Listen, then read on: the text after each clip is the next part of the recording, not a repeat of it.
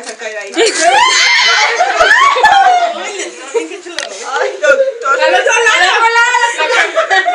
Ay, doctor, pero usted me va diciendo que voy a hacer. ¿El niño está boludo? Ay, cállate que ahorita vas a ver lo que va a salir. Es que es de Argentina, es un che boludo. ¡Ay! No manches.